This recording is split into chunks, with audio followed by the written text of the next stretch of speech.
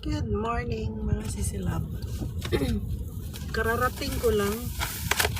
Lagyan natin ng cover yung harapan ng sasakyan natin dahil sobrang init. Umano na talaga ang El Nino. Nag-start na talaga siya. Kasi ang init ng ayan. Medyo malamig na sa natin. Sa pakiramdam. Wait. Natin dito.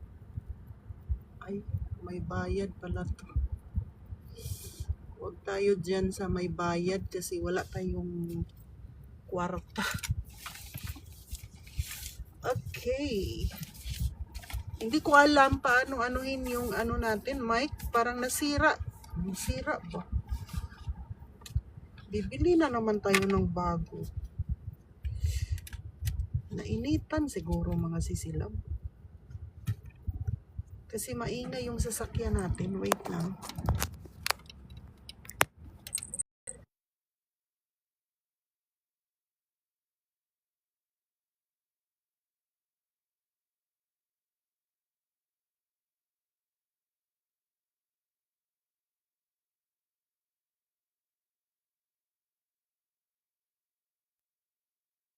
Hello. Hello, mic test. Okay ba? Narinig ba mga sisilab?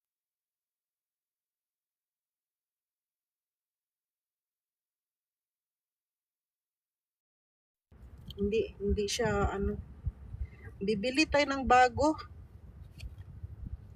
Wireless microphone. Bibili tayo ng bago. Meron naman ako dun sa bahay, kaso lang sa iPhone kasi yun. Iba na kasi yung ng iPhone natin. Yung saksakan ba? Na siya? C-type. Hindi siya katulad sa dati na iPhone. Kaya hindi sila magkatugma. Kaya bibili na lang ako ng bago.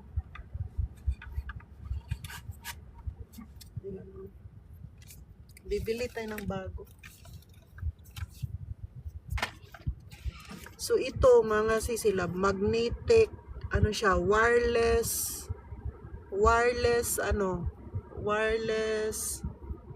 saksakan.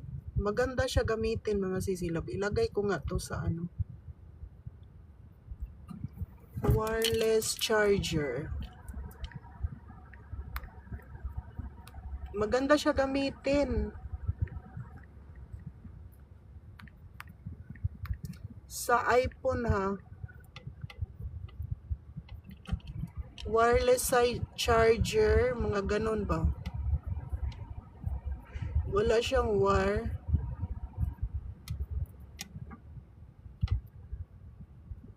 Anong pangalan nito?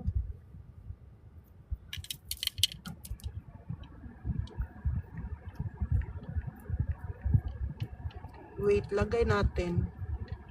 Para i-try nyo mga sisilab. Maganda siya gamitin.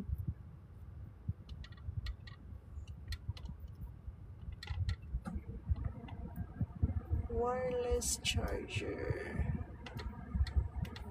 Wait.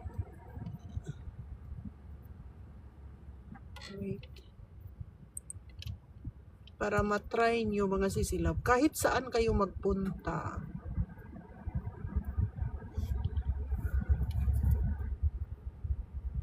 Kahit saan kayo magpunta mga sisilab. Yung charger na to. Naka-on pala. Naka-open. Yung charger na to. Napaka convenient. Kasi kahit hindi ka na dala-dala mo lang to mga sisilab, naka-charge talaga yung cellphone mo. Ang bilis pang mapuno. Mabilis mapuno yung yung i-charge mo yung telepono no. Pag yung yung cover mo ay may ganito mga sisilab. May ganyan.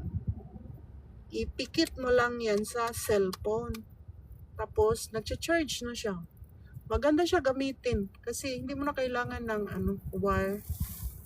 Parang ganon. Hindi mo na kailangan. Wait lang, mag-makeup muna tayo. Impas na. Makeup is real. Kaya maganda siya gamitin. Ikura. Ito sa Japan ko kasi siya nabili. Isang lapad mahigit. Isang lapad yung binili ko mga sisilab. So sa atin mga 3,000. 3,000 siya sa atin. Ganon. I-ano ko nga, meron to eh. Wait, ilagay ko ha. Wait lang. Charge, ano to? Wireless charger. Wireless. Meron to sa ano, TikTok.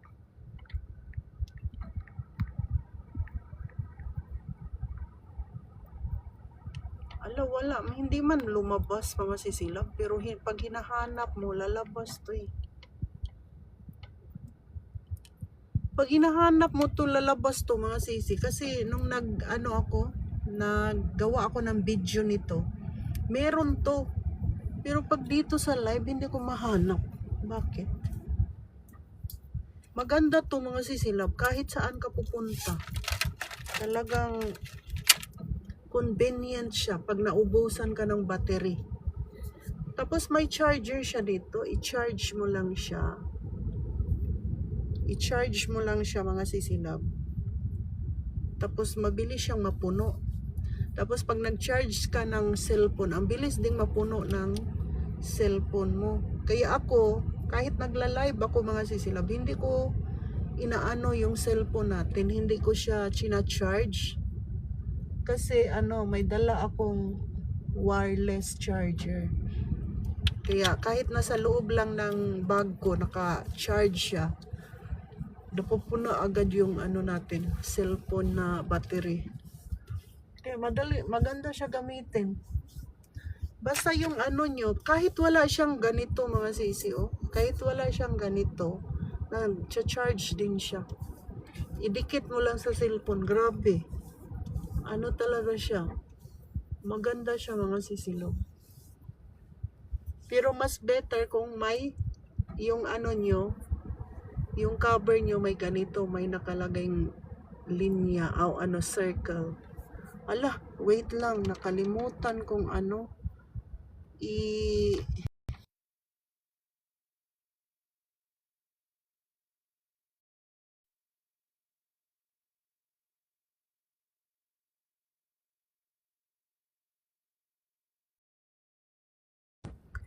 kawaii, thank you so much. Ganon, kung kayo naghahanap ng wireless, kasi uso na yan dito sa Japan. Usong-uso dito sa Japan na mga ganito lang yung charger, mga sisilab. Mga ganito. So, pinili ko talaga yung mamahalin para hindi ako magsayang ng pera ba. Ako kasi sabi ko, good morning, Teresita Manliques. Dolores Masangkay, good morning. Sabi ko kasi sarili ko, mag-invest ako para sa cellphone natin kasi para hindi tayo mabudol sa binibili. Ganyan ako eh.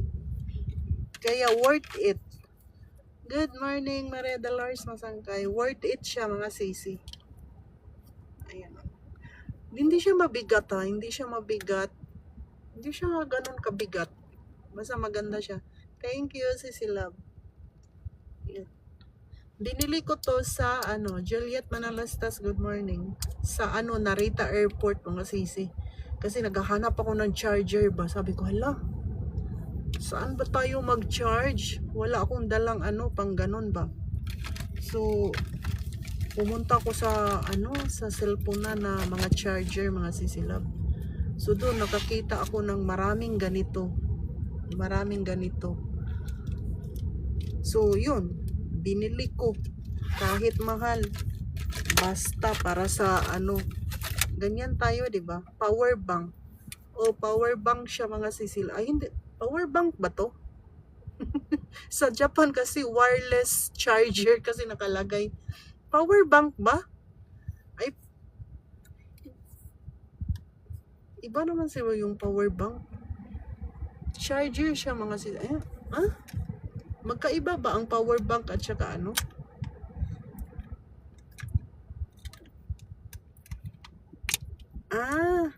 Ganun ba?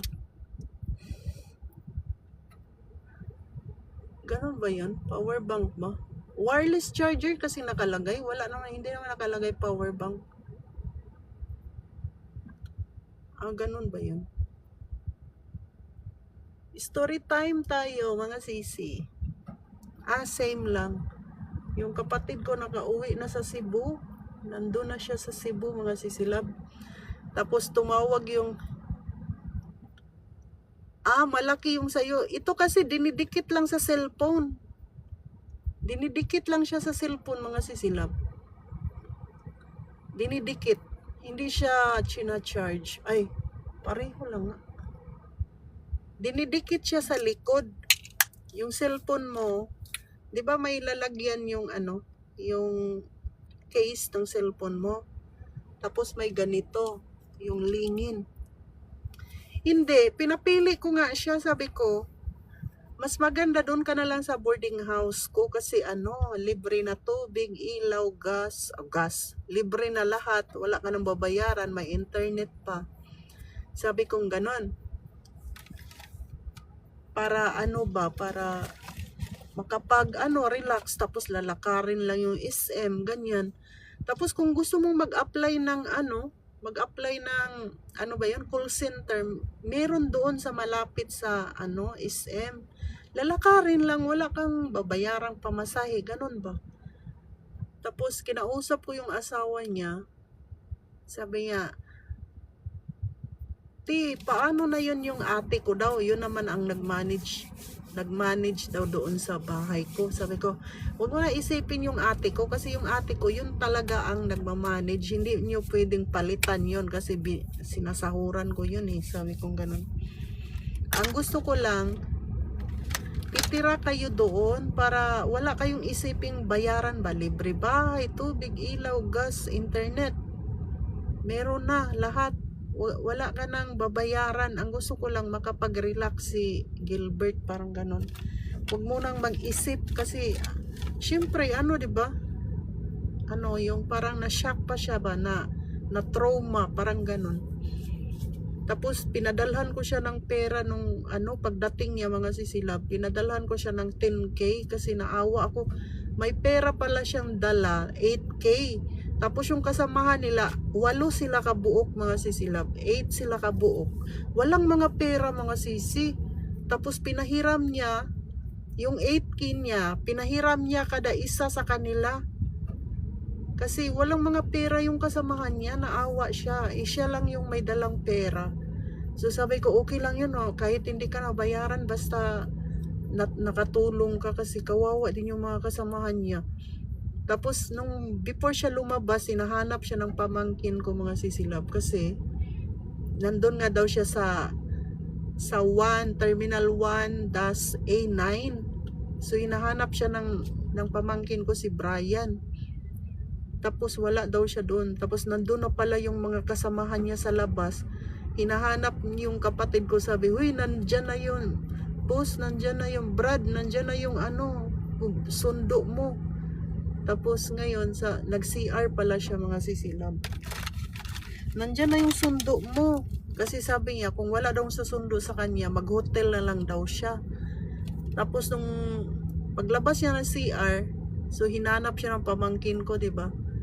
Grabe daw, naawa talaga daw yung pamangkin ko sa kanya. Kasi, syempre, pag uuwi yun, nakapurma yun eh. Parang anak mayaman, parang ganun. Nakapurma yun nung pag-uwi daw, pagsalubong nila, mga sisilab. Parang ang dumi-dumi tingnan. Ang dumi-dumi ng kapatid ko tingnan. So, yung mga kasamahan niya, walang pera. Nagpalit siya ng pera. Pinahiram niya, tag 1,000 yung 7 sila. Ikawalo siya, mga sisilab. Yung 8,000 niya, pinahiram niya dun sa kasamahan niya. So, ang natira sa kanya, 1,000. Kaya nag-isip siya na kung wala daw susundo sa kanya, mag-hotel na lang daw siya. Syempre, yung kuya ko nandun. So, sabi ko, sunduin niyo. Bayaran ko na lang kayo. Sabi ko, bayaran ko na lang yung kuya ko, sunduin mo yung kapatid ko, ganyan. Sinundo. Tapos ngayon, sabi ko, pakainin niyo. Punta kayo dun sa kainan. Kasi, Na-shock din yung pamangkin ko dahil ang payat-payat, syempre. Ikaw pa bang nandun sa loob na wala kang ginagawang masama? Tapos, yun, pinakain. Tapos, kinabukasan, sabi ko, mag-shopping, bilhan mo ng damit. So, binilhan siya ng damit. Doon sila nagpunta sa, sa Uniqlo. Sa Uniqlo sila nagpunta. So, yung 10,000 kong pinadala, ang 3,000 para sa kuya ko, yung service, ganon. 7,000, yun, shinaping niya, binili niya ng damit. Itilin Cruz, good morning. Tapos kumain sila doon sa, ano ba yun, yung Max ba yun? Kumain sila doon mga sisilab. Tapos kinabukasan naman, ang nabili daw na damit doon sa, sa Uniqlo, worth 8,000 daw. So naubos yung pera na binigay ko mga sisilab. So kinabukasan, wala pa siyang brief, wala pa siyang sapatos, hindi pa, kasi nakachinelas lang siya. Wala siyang brief, wala siyang sapatos, damit lang.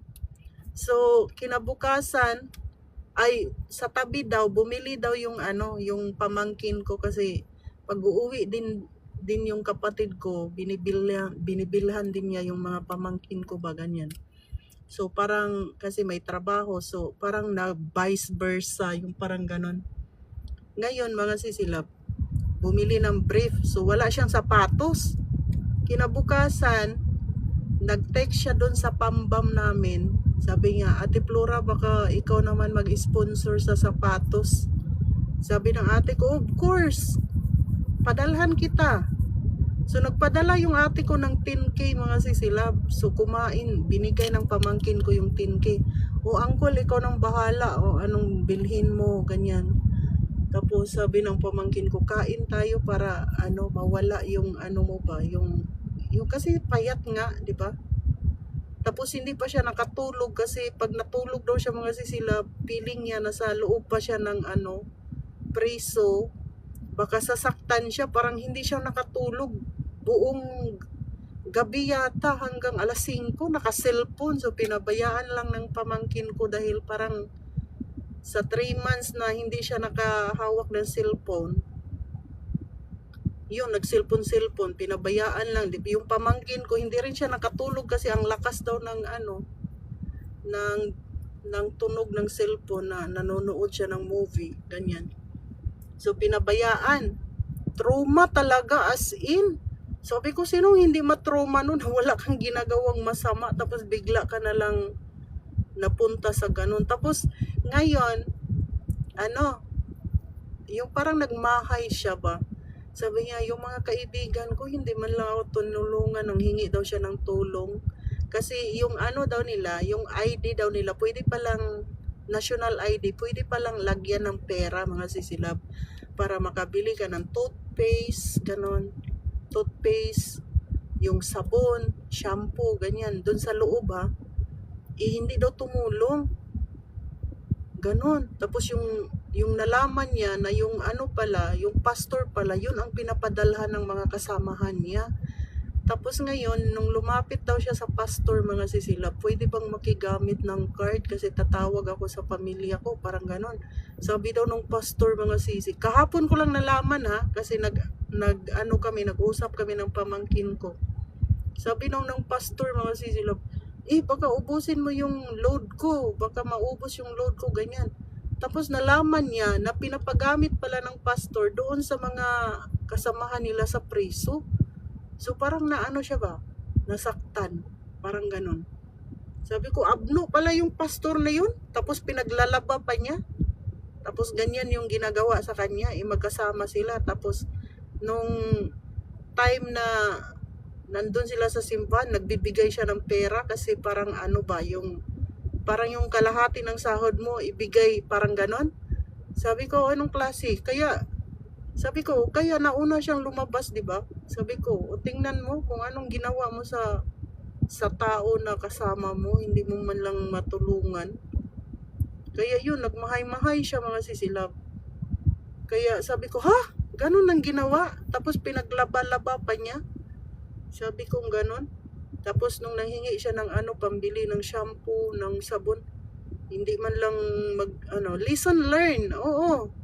Experience, sabi ko, kahit marami kang kaibigan, walang tutulong kundi sarili mo. Sabi niya, buti pa yung hindi ko kakilala, yung tinutulungan daw siya. Kaya sabi ko sa kanya, wag ka nang kung sino yung mag-text sa'yo, wag mong sagutin. Kaya nag-post siya kahapon, sabi niya, no access. Yung about sa nga. Sabi ko, ikaw kasi, bakit alam mo naman na tayo Katolik? Bakit ka, hello Irene Orsoa, bakit ikaw pa, nagpapalit ka pa ng religion? Sabi kong ganon, hindi mo alam yung tatay natin masyadong yun sa Katolik. Tapos ngayon napahamak ka dun sa religion na yan.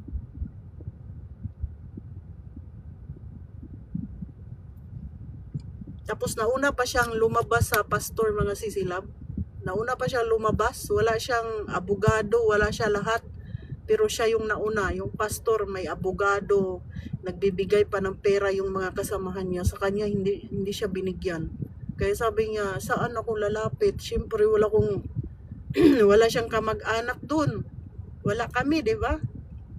Siyempre doon siya lalapit sa mga kaibigan niya. So never daw tumulong yung kaibigan. Pero sa pastor, ang dami daw tumulong.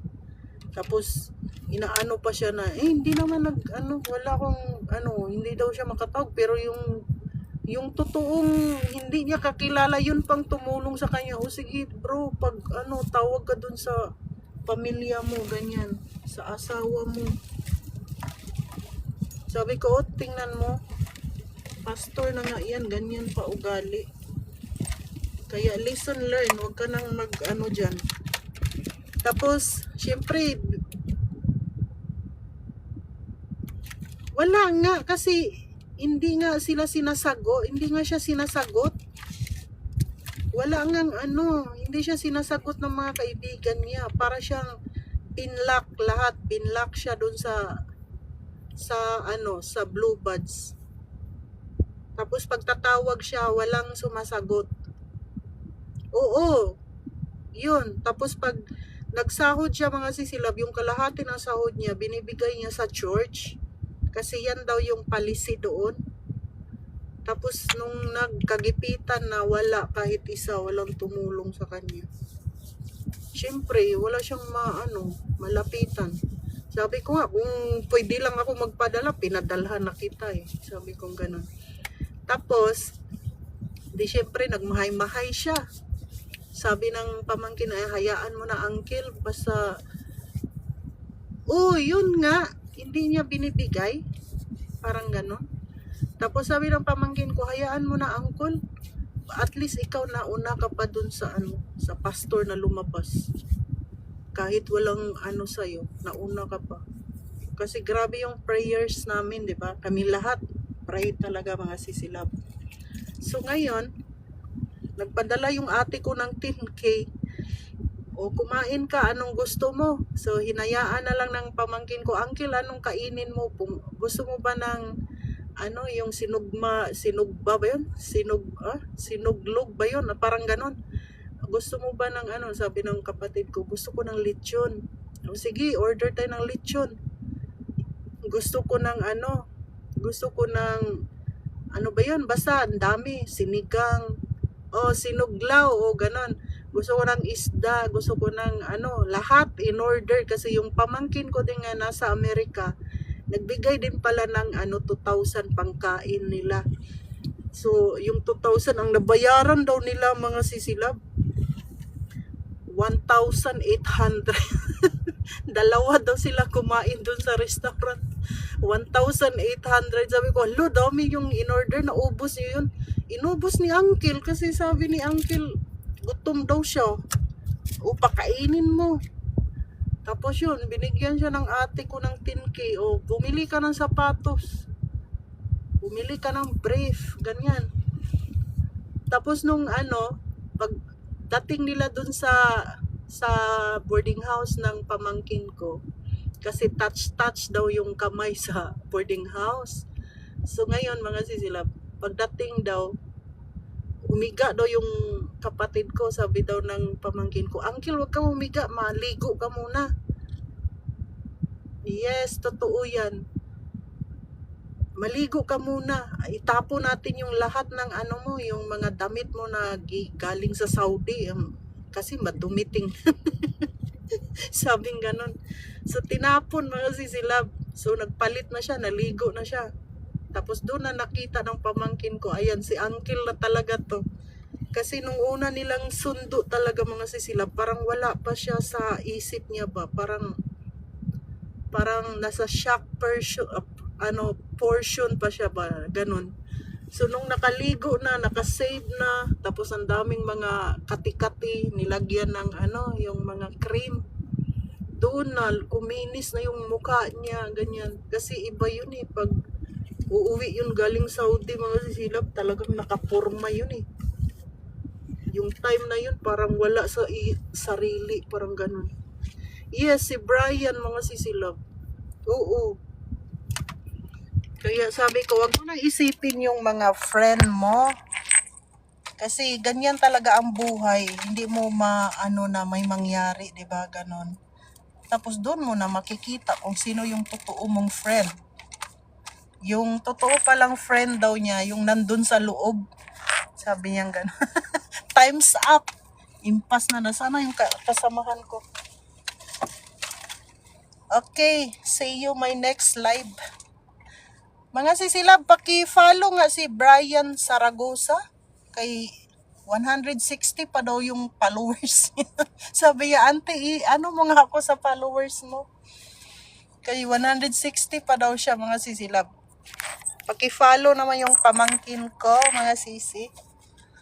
Okay, hanapin ko muna yung kasamahan ko ha kasi lagi yung nag-aantay sa akin eh. Wait lang. Dito, sa TikTok. Sa TikTok po, mga sisi.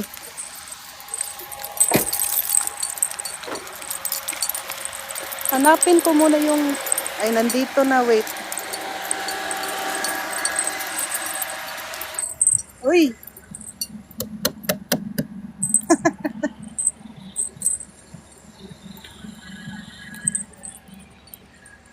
Kaya listen, learn mga sisilab. Brian Zaragoza. Listen, learn. Oh, ang daming di ba? Busy si friend, hindi niya tiningnan yung yung oras. Fresh dito sa labas mga sisi. Ganda ng hangin.